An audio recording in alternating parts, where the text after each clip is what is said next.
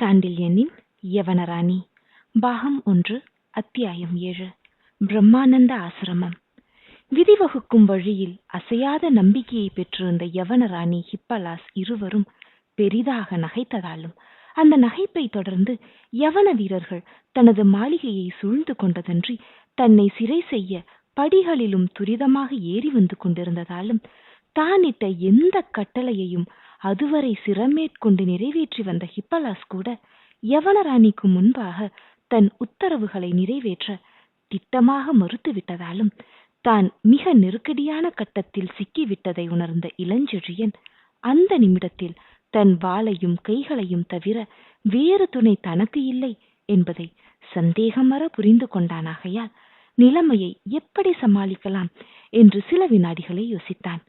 அந்த யோசனையின் விளைவாக படைத்தலைவன் முகத்தில் அதுவரை தாண்டவமாடிய கோபக்குறி திடீரென மறைந்து விட்டதையும் ஏதோ அரை தூக்கத்தில் இருப்பவன் போல் காணப்பட்ட இளஞ்செழியனின் இதழ்களில் வறண்ட புன்சிரிப்பு ஒன்று தவழத் தொடங்கியதையும் கண்ட ஹிப்பலாஸ் இளஞ்செழியன் இதயம் ஏதோ பெரும் திட்டத்தை துரிதமாக வகுக்க முற்பட்டுவிட்டது என்பதையும் புரிந்து கொண்டான்.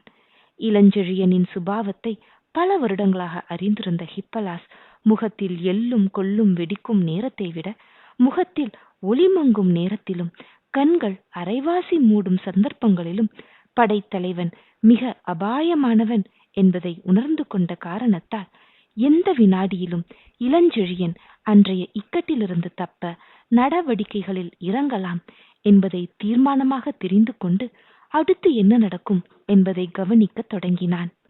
கண்ணிமைகளை தாழ்த்திய வண்ணம் கண்ணிமைக்கும் நேரமே நின்ற இளஞ்செழியன் தான் அந்த சந்தர்ப்பத்தில் என்ன செய்ய வேண்டும் என்பதை தீர்மானித்துக் கொண்டதால் 2:8 அரைக்கதவை நோக்கி சென்று அதை நன்றாக தாளிட்டுவிட்டு திரும்பி புன்சிரிப்பு தவழ்ந்த முகத்துடன் யவனராணியை நோக்கி, ராணி, கோட்டை தலைவன் இத்தனை துரிதமாக நடவடிக்கையில் இறங்குவான் என்று நான் எதிர்பார்க்கவில்லை.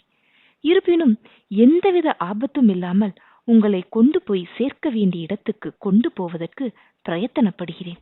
என் முயற்சி தோல்வியுற்று உங்களுக்கு ஆபத்து ஏதாவது நேரிடும் பட்சத்தில் பொறுப்பாளி நான் அல்ல என்பதை உங்களுக்கு முன்கூட்டியே சொல்லி வைக்கிறேன் என்று கூறிவிட்டு ஹிப்பலாஸுக்காக திரும்பி, ஹிப்பலாஸ், பேச்சுக்கு அதிக நேரமில்லை. அரை கதவு பலமாக இடிக்கப்படுகிறது. எந்த வினாடியிலும் கதவு உடைந்து சக்கை சக்கையாக உள்ளே விழலாம். ஆகவே உன் கருத்தை திட்டமாக தெரிவித்துவிடு. யவன வீரர்களுக்கு இருப்பிடமும் உணவும் அந்தஸ்தும் அளித்த தமிழகத்துக்கும் உன்னை இத்தனை நாள் உடன் பிறந்தவனைப் போல் நடத்திய எனக்கும் எதிரியாக மாறி மன்னர் இறந்ததும் நள்ளிரவில் கல்லர்களாக மாறி யாரும் புக முடியாத பூம்புகாரை கொள்ளை கொள்ள இருக்கும் உன் நாட்டாரின் கைப்பாவையாகவும் இந்த ராணியின் அடிமையாகவும் பணியாற்றப் போகிறாயா? அல்லது உடலில் ஊறும் நல்லுணர்ச்சிகளின் காரணமாக நன்றி அறிதலுடன் இந்த நாட்டுக்கும் எனக்கும் சேவை செய்ய உத்தேசமா?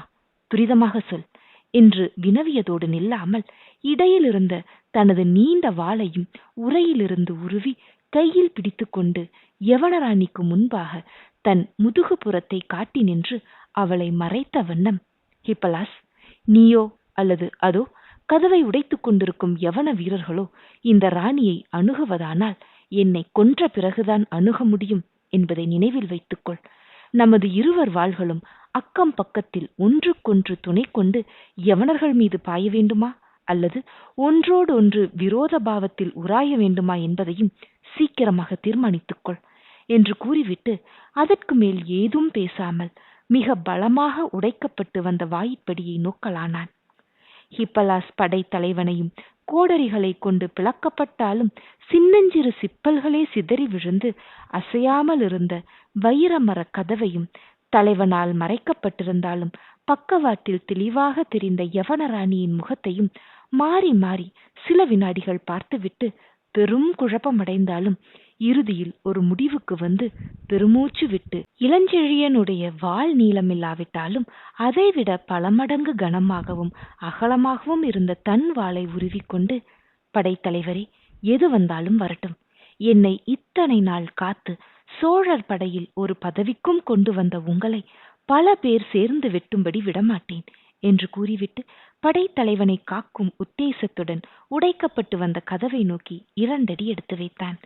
ஹிப்பலாஸின் முகத்தில் தோன்றிய குழப்பத்தையும் குழப்பத்தை தொடர்ந்து ஏற்பட்ட தெளிவையும் உறுதியையும் கண்ட இளஞ்செழியன், ஹிப்பலாஸ், கதவை அணுகாதே, அவர்களே உடைத்து கொண்டு உள்ளே வரட்டும். கதவின் பக்கத்தில் உள்ள சிறு விளக்கை தவிர மற்ற விளக்குகளை அணைத்துவிடு என்று உத்தரவிட்டு, அந்த உத்தரவின்படி விளக்குகள் அணைக்கப்பட்டதும் சிறு விளக்கு வீசிய மங்கலான வெளிச்சமும் கதவின் ஒருபுறமே விழும்படியாகவும் எதிர்ப்புறத்தில் நிழலடிக்கும்படியாகவும் இரும்பு கவசத்தின் ஒரு பகுதியை அதன் பக்கத்து ஆணியில் மாட்டி மறைத்தான். இந்த ஏற்பாடுகளை செய்ததும் ராணியின் கையை தன் இடது கையால் பிடித்து இழுத்து கொண்டு அந்த நிழலின் மறைவில் ஒதுங்கிய இளஞ்செழியன் ஹிப்பலாஸையும் அந்த பகுதிக்கே வரும்படி அழைத்தான். படைத்தலைவன் ஏற்பாடுகளின் காரணத்தை புரிந்து கொண்ட ஹிப்பலாஸ், எந்த அபாயத்தையும் சமாளிக்க படைத்தலைவனுக்கு எத்தனை கூரிய அறிவை ஆண்டவன் அளித்திருக்கிறான்! ஒருவேளை படைத்தலைவன் கூறியபடி விதியை மதி வென்று விடுமோ என்று தனக்குள்ளேயே முணுமுணுத்தான். கதவு எதிரிகளால் உடைக்கப்பட்டு தடாலென விழுந்தாலும் அறையின் ஒரு பகுதியில்தான் வெளிச்சம் இருக்கும். இருட்டடித்த இடத்தில் யார் இருக்கிறார்கள் என்பது தெரியாது. அறை கதவு அத்தனை பெரிதல்லவாகையால் ஒரே சமயத்தில் 2 வீரர்களுக்கு மேல் நுழைய முடியாது. ஒரே காலத்தில் 5-6 பேர்களை வாளினால் தடுத்து நிறுத்தக்கூடிய படைத்தலைவனுக்கு 2 யவனர்களை சமாளிப்பது ஒரு பொருட்டே அல்ல. போதாக்குறைக்கு நானும் இருக்கிறேன் என்று நிலைமையை அலசி ஹிப்பலாஸ் முடிவு கட்டுவதற்கும் கதவின் பகுதிகள் 2ம் பெரு பிளவுகளாக பிளந்து உள்ளே விழுவதற்கும் சரியாயிருந்தது. கதவு பிளந்ததும் உள்ளே எதிரிகள் நுழைவார்கள் என்று நினைத்த ஹிப்பலாஸ் ஏமாந்தே போனான். உள்ளின் ஒரு பகுதியிலே வெளிச்சம் இருப்பதையும் வலப்புறத்தில் இருள் மண்டி கிடப்பதையும் கண்ட யவனர்கள் சற்று தாமதித்ததன்றி வந்த வீரர்களில் ஒருவன், அங்கே பந்தம் இருந்தால் கொண்டு வா, இந்த அறைக்குள் நுழைவது அபாயம் என்று கூவவும் செய்தான். அவன் ஒரு முறை மட்டும் கூவவில்லை, 2ஆம் முறையும் கூவினான். ஆனால் முதலில் கூவிய அதிகார சொல்லில் அல்ல. வயிற்றிலே திடீரென ஒரு வாள் புகுந்து விட்டதால் மாளிகை எங்கும் எதிரொலி ஐயோ என்ற பயங்கர அலறலது. பந்தம் வந்தால் அறை முழுவதும் வெளிச்சமடித்து விடும் என்பதை புரிந்து கொண்ட இளஞ்செழியன் மறைவில் இருந்த வண்ணம் தன் நீண்ட வாளை வாயிற்படியில் நின்றிருந்த யவனன் மீது பாய்ச்சி விட்டதன்றி மறுகணம் யவன ராணியை இழுத்து கொண்டு வாயிற்படியை தாண்டி அங்கிருந்த 2 வீரர்கள் மீதும் வாளை மின்னல் வேகத்தில் செலுத்தலானான். அறையில் இளஞ்செழியன் நிழல் மறைவில் ஒளிந்திருப்பான். பந்தம் வந்ததும் அவனை பிடித்து விடலாம் என்ற நினைப்பில் வெளிச்சத்தை எதிர்பார்த்திருந்த வீரர்கள் பந்தத்தை கேட்டவன் அலறிய மறு கணமே உருவிய வாட்களுடன் திரும்பினாலும் தாங்கள் தாமதித்த அந்த இமை பொழுதில் இளஞ்செழியன் அறையை விட்டு வெளியே வந்து விட்டதைக் கண்டு அசந்து விட்டார்கள். ஆதலால் படைத்தலைவன் வேகத்தை தடுக்க முடியாமல் அவன் வாழ்காயத்துக்கு இலக்காகி இருபுறமும் சாய்ந்தார்கள். வாயிற்படியில் நின்ற வீரனை மாய்த்து வெளித்தாழ்வாரத்தில் நின்றிருந்த 2 வீரர்களையும் மரண காயப்படுத்திவிட்டு ராணியுடன் மாடிப்படிகளில் உச்சியை அடைந்த சோழர் படைகளின் உபதலைவன் படிகளில் ஏறி வந்து கொண்டிருந்த மற்றும் 2 வீரர்களை சமாளிக்க சன்னத்தம் செய்து கொண்டு தாழ்வாரத்தின் தூணில் இருந்த விளக்கின் திரியை தன் வாளால் உள்ளுக்கு தள்ளி அணைத்து கைப்பிடி சுவரின் வழியாக வெளியே நோக்கினான். மாளிகையின் வெளிப்புறமெல்லாம் யவனர்கள் பலர் பந்தங்களை பிடித்து கொண்டிருந்தாலும் புறவிகளில் அமர்ந்திருந்த யவனர்களின் இரும்பு கவசங்கள் எங்கும் பலபலத்ததாலும் எதிரிகள் மாளிகையை நன்றாக சூழ்ந்து விட்டார்கள் என்பதை அறிந்து கொண்டான் இளஞ்செழியன். 3ஆம் ஜாமம் கழிந்து 4ஆம் ஜாமம் வந்து கொண்டிருந்ததால் ஊரும் அடங்கிவிட்டதையும் ஊரில் ஒரு சிலர் விழித்திருந்தாலும் ஒதுக்குப்புறமாக தனி தோப்பில் இருந்த தனது மாளிகையில் நடக்கும் நிகழ்ச்சிகளை யாரும் அறிய முடியாது என்பதையும், அப்படி ஊரார் அறிந்தாலும் காவிரிக்கு அப்பால் வானகரை குன்றின் அடிவாரத்தில் உள்ள தனது படைப்பிரிவு அறிய முடியாது என்பதையும் அலசி பார்த்த படைத்தலைவன் படியேறி வரும் எதிரிகளை கொல்வதைத் தவிர வேறு வழி இல்லை என்று தீர்மானித்தான். ஆகையால் எதிரிகளுடன் போரிட ஆயத்தமாக நின்றான். ஏற்கனவே 3 யவனர்களை சாய்த்துவிட்ட இளஞ்செழியனை மேற்கொண்டு போரிட செய்வது சரியல்ல என்று நினைத்த ஹிப்பலாஸ், படைத்தலைவர் உத்தரவிட்டால் மாடிப்படி உச்சியில் நான் நிற்கிறேன் என்றான். தேவையில்லை ஹிப்பலாஸ், நீ நிற்பதில் அபாயம் இருக்கிறது. யவனர் வாள்கள் நீளமில்லாதவை. ஆகவே வீரர்கள் நெருங்கி செய்யும் போருக்குத்தான் அவை பயன்படும். என் வாள் நீளமானது. இங்கிருந்து 3 படிகள் வரை வரக்கூடிய வீரர்களை சமாளிக்க வல்லது. நீ இங்கிருக்க வேண்டாம். கைப்பிடி சுவரை அடுத்துள்ள வேங்கை மரத்தின் வழியாக இறங்கி கீழ்த்தாழ்வாரத்தின் மறைவில் குதிரை கொட்டிலுக்கு சென்று நமது புரவிகளை தோட்ட வாயிலில் கொண்டு வந்து நிறுத்து என்று கூறினான். தாங்கள் தனித்து என்று தடுமாறினான் ஹிப்பலாஸ். கவலைப்படாதே, ராணி என் கைவசம் இருக்கும் வரையில் பயமில்லை. போ, சீக்கிரம் என்று துரிதப்படுத்தினான் இளஞ்செழியன். ஹிப்பலாஸ் மெல்ல கைப்பிடியில் ஏறி அப்புறம் இருந்த வேங்கை மரத்தின் பெரும் கிளையில் தாவி அடுத்த வினாடி இருளில் மறைந்தான். அவன் மறைவதற்கும் வேறு 2 வீரர்கள் உருவிய வாட்களுடன் படி மீது ஏறி வருவதற்கும் சரியாயிருந்ததால் இளஞ்செழியன் தன் வாளால் அவர்கள் கத்திகளை தாக்கி ஒரு முறை சுழற்றவே ஒரு வாள் எங்கோ பறந்தது. வாளுக்குரிய யவனன் தடால் என்று படிகளில் விழுந்து உருண்டான். உருண்ட அவன் உடல் பக்கத்தில் இருந்த வீரனின் காலை இடரவே உயிருள்ள உடலும் உயிரற்ற உடலும் படிகளில் ஒன்றுக்கொன்று இணைந்து விழுந்து புரண்டன. உயிரற்ற உடலிலிருந்து விடுபட்டு உயிருள்ளவன் எழுந்தரிப்பதற்குள் ராணியுடன் படிகளில் மடமடவென இறங்கிய இளஞ்செழியன் வாள் அந்த வீரன் கழுத்தை தடவவே கத்தியை விட்டெறிந்த யவனன் மான் கூட தன்னை தோற்கடிக்க முடியாது என்பதை நிரூபிக்க வேகத்தை காட்டி படிகளில் இறங்கி ஓடினான். அவன் ஓடியதும் 3/4 பாகம் ரத்தம் தோய்ந்த நீண்ட வாளை வெகு லாவகமாக வலது கையிலும் யவன ராணியை இடது கையிலும் பிடித்துக்கொண்டு மாடிப்படிகளில் வேகமாக இறங்கிய படைத்தலைவனை மற்ற யவனர்கள் அணுக பயந்து படிகளை விட்டு சற்று விலகியே நின்றார்கள். எப்படியும் படிகளில் இறங்கி கூடத்துக்கு படைத்தலைவன் வந்துதான் ஆக வேண்டும் என்பதை உணர்ந்திருந்த யவனர்கள் படிகளில் போய் ஆபத்தை தேடிக்கொள்ள இஷ்டப்படாமல் கீழே வரட்டும், ஒரு வழியாக சூழ்ந்து கொள்வோம் என்ற தீர்மானத்துடன் படைத்தலைவனை எதிர்பார்த்து உருவிய வாட்களுடனும் ஓங்கிய வேல்களுடனும் நின்றார்கள். இந்த நிலைமையை முன்பே எதிர்பார்த்திருந்த இளஞ்செழியன் கடைசி படிக்கு வந்ததும் ராணியை தனக்கு வெகு அருகாமையில் இழுத்து கொண்டு படிகளின் இருட்டிலிருந்து பேசத் தொடங்கி, உங்களில் யாராவது ஒரு அடி முன்னால் எடுத்து வைத்தாலோ அல்லது வாளை நீட்டினாலோ உங்கள் ராணியின் உடலைத்தான் நீங்கள் டைபீரியஸிடம் கொண்டு போக முடியும். சவம் அரசாள முடியாது என்பது உங்களுக்கும் புரியும் என்று நினைக்கிறேன். இந்த ராணி உங்கள் தலைவியாக வேண்டுமானால் அது இன்றிரவு நடக்காது. நீங்களும் உங்கள் ராணியும் விடாப்பிடியாக நம்பும் விதி வலிதாயிருந்தால் அது பிற்காலத்தில் நடக்கலாம். இன்று அதன் ஜம்பம் சாயாது என்பதை உணர்ந்து கொள்ள உங்களுக்கும் அதிக நேரம் பிடிக்காது என்று நினைக்கிறேன். விலகி நில்லுங்கள்.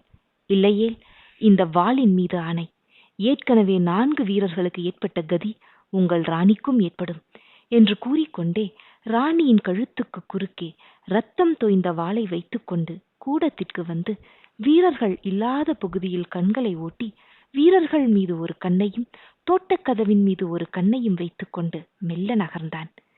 கழுத்துக்கு குறுக்கே இரத்த கத்தியுடன் சென்ற ராணியை கண்ட யவனர்கள் திக் பிரம்மை பிடித்து நின்றார்கள். ஆனால் இத்தனை ஆபத்தில் சிக்கிய ராணி மட்டும் முகத்தில் தவழ்ந்த புன்முறுவலுடனும் ஏதோ காவலன் பாதுகாப்பில் செல்லும் அரசகுமாரி போல் கம்பீரமாக நிமிர்ந்த தலையுடனும் இளஞ்செழியனுடன் நடந்து சென்றாள். இப்படி மிக எச்சரிக்கையுடன் ராணியை அழைத்து சென்ற இளஞ்செழியன் தோட்டப்பகுதிக்காக சென்று அங்கிருந்த கதவை மெல்ல திறந்து வாயிற்படியில் நின்ற வண்ணம் வெளியே நோக்கியவன் ஹிப்பலாஸ் 2 புரவிகளுடன் மரங்கள் அடர்த்தியாயிருந்த இடத்தில் நிழலில் நிற்பதைக் கண்டு சற்றென்று கதவை தாளிட்டு ராணியை இழுத்து கொண்டு மாளிகையின் உட்புற சுவர் வீசியிருந்த இருளில் மறைந்து மறைந்து ஹிப்பலாஸ் இருந்த இடத்துக்கு ஓடினான். அடுத்த சில வினாடிகளில் 2 புரவிகள் சற்று தூரத்தே பந்தங்களை பிடித்து நின்ற யவனர் கூட்டங்களிடையே அம்புகள் போல் பாய்ந்து சென்றன. எதிர்பாராத விதமாக திடீரென யவன ராணியை புரவியின் முன்புறம் வைத்து அணைத்து கொண்டு இளஞ்செழியன் பாய்ந்து சென்றதாலும் அவனைத் தொடர்ந்து ஹிப்பலாசின் குதிரையும் வாயு வேகத்தில் ஓடியதாலும் ஒரு கணம் பிரமித்த யவனர்கள் புரவிகளை திருப்பிக் கொண்டு தப்பி சென்றவர்களை துரத்தினார்கள். இளஞ்சேட் சென்னியின் ரதங்களில் அரபு நாட்டு புரவிகளை இஷ்டப்படி நடத்துவதில் தேர்ச்சி பெற்றிருந்த இளஞ்செழியனை யவன வீரர்களின் புரவிகள் பிடிக்க முடியவில்லை என்றாலும் அந்த புரவியை கண் பார்வையிலிருந்து தப்ப விடாமலே வேகமாக தொடர்ந்தார்கள். இடையிலிருந்த பல தெருக்களையும் வெள்ளி முளைக்கும் நேரம் நெருங்கிக் கொண்டிருந்ததால் முன்னமே மூடிவிட்ட வர்த்தக சாலை கடைகளையும் கடந்து அரண்மனையும் கோவில்களும் உள்ள பூம்புகாரின் மேற்கு பகுதியான பட்டினப்பாக்கத்தில் நுழைந்த இளஞ்செழியன் திடீரென புரவியை கோட்டையை அடுத்திருந்த காட்டிற்குள் திருப்பிவிட்டு சிறிது தூரம் சென்றதும் குதிரையிலிருந்து கீழே குதித்தான். படைத்தலைவன் திடீரென குதிரையை விட்டு இறங்கியதன் காரணத்தை அறியாத ஹிப்பலாஸ், ஏன் இறங்குகிறீர்கள் படைத்தலைவரே என்று வினவினான். ஹிப்பலாஸ், கோட்டை தலைவன் கூறியபடி பூம்புகார் யவனர் கைகளுக்கு மாறுவதானால் இந்த தேசத்துக்குள் பட்டினத்தை சுற்றி எல்லா இடங்களிலும் காவல் இருக்கும். ஆகவே பட்டினப்பாக்கத்தில் எங்கு சென்றாலும் உள்நாட்டார் வாயிலில்தான் நாம் நுழைய வேண்டியிருக்கும். அப்படி நுழைந்து ராணியும் அவர்கள் வசமாகிவிட்டால் அப்புறம் நமது கதி மட்டுமல்ல, இந்த பூம்புகாரின் கதியும் அதோ கதிதான். ஆகவே புரவிகளை அழைத்து கொண்டு காட்டு வழியே நீ கோட்டத்துக்கு வந்து சேர் என்றான் இளஞ்செழியன். எந்த கோட்டத்திற்கு என கேட்டான் ஹிப்பலாஸ். மணிவண்ணன் கோட்டத்திற்கு என கூறினான் இளஞ்செழியன். பெருமாள் கோவிலுக்கா என கேட்டான் ஹிப்பலாஸ். ஆம் என பதிலுரைத்தான் இளஞ்செழியன். அங்கு வந்து என வினவினான் ஹிப்பலாஸ். பக்கத்தில் உள்ள பிரம்மானந்தர் மடத்துக்கு வா என கட்டளையிட்டான் இளஞ்செழியன். அங்கு என்ன வேலை என கேட்டான் ஹிப்பலாஸ். யார் கண்ணிலும் படாமல் ராணியை மறைத்து வைப்பதற்கு அதுதான் தகுந்த இடம் என்று கூறிவிட்டு ராணியை கைப்பிடித்து அழைத்து கொண்டு காட்டின் வழியே துரிதமாக நடந்து சென்றான் இளஞ்செழியன். குதிரையின் கடிவாளங்களை பிடித்துக்கொண்டே ஹிப்பலாஸ் வேறு வழியே போய் சிறிது நேரத்தில் மரங்களின் நெருக்கத்தில் மறைந்து விட்டான். அரண்மனையையும் அகழியையும் பாதுகாக்க நிறுவப்பட்ட அந்த காட்டு வழி கரடு முரடாயிருந்தாலும் லட்சியம் செய்யாமல் இளஞ்செழியனுடன் நடந்து சென்றாள் ராணி. சுமார் 100 அடிகள் நடந்து சென்றதும் தூரத்தே இருந்த மதிலை சுட்டிக்காட்டி, ராணி, அதோ அதுதான் மணிவண்ணன் கோயில். பக்கத்தில் சற்று தள்ளி தெரியும் கட்டடம்தான் பிரம்மானந்தர் ஆசிரமம். அங்கு உங்களுக்கு சகல சௌகரியங்களும் கிடைக்கும். ராணிகளை நடத்தும் முறைகளை பிரம்மானந்தர் நன்றாக அறிவார் என்று விவரித்தான் இளஞ்செழியன். ராணி பதிலேதும் சொல்லாமல் நடக்கவே இளஞ்செழியனும் சம்பாஷணையை மேற்கொண்டு தொடராமல் மௌனமாகவே நடந்து பிரம்மானந்தர் ஆசிரமத்துக்கு வந்தான். காவிரி பூம்பட்டினம் உறங்கி கிடந்த அந்த நேரத்தில் ஆசிரமத்தின் விளக்குகள் நன்றாக எரிந்து கொண்டிருந்ததாலும் வாயிற்கதவு திறந்ததாலும் சற்று ஆச்சரியத்துடனேயே ஆசிரம வாயிலை தாண்டி கூடத்திற்குள் நுழைந்த இளஞ்செழியன் கூடத்தின் ஒரு மூலையில் பிரம்மானந்தர் யாருடனோ வெகு சுவாரஸ்யமாக பேசிக் கொண்டிருப்பதைக் கண்டு, இந்த நேரத்தில் அடிகள் யாருடன் பேசிக் கொண்டிருப்பார் என்று யோசித்து, யாருடன் பேசிக் கொண்டிருந்தாலும் குறுக்கே புகுவது தவறு என்ற காரணத்தால் மேலே போகாமல் கூடத்தின் முகப்பிலேயே நின்றான். கதவுக்கு முதுகுப்புறத்தை காட்டிக் கொண்டிருந்த பிரம்மானந்தர் இருவர் காலடி ஓசையை கேட்டு திரும்பி இளஞ்செழியனை கண்டதும் முகத்தில் மகிழ்ச்சி தாண்டவமாட, படைத்தலைவரா, வரவேண்டும் வரவேண்டும், ஏது இந்த நேரத்தில் என்று வினவினார். அவர் அப்படி கேட்டுக்கொண்டே எழுந்ததும் அவருடன் பேசிக் கொண்டிருந்த உருவமும் விளக்கு வெளிச்சத்தில் தெளிவாக தெரிந்தது இளஞ்செழியனுக்கு. அந்த உருவத்தை கண்டதும் அதுவரை பெரும் தைரியத்துடன் வீர செயல்களை புரிந்து இரத்தம் தோய்ந்த வாளுடனும் ஜெயலட்சுமி தாண்டவமாடிய வதனத்துடனும் காட்சியளித்த இளஞ்செழியன் கைகால்கள் செயலிழந்து போனதன்றி பேரதிர்ச்சியின் காரணமாக அவன் சித்தமும் அடியோடு ஸ்தம்பித்து நின்றது.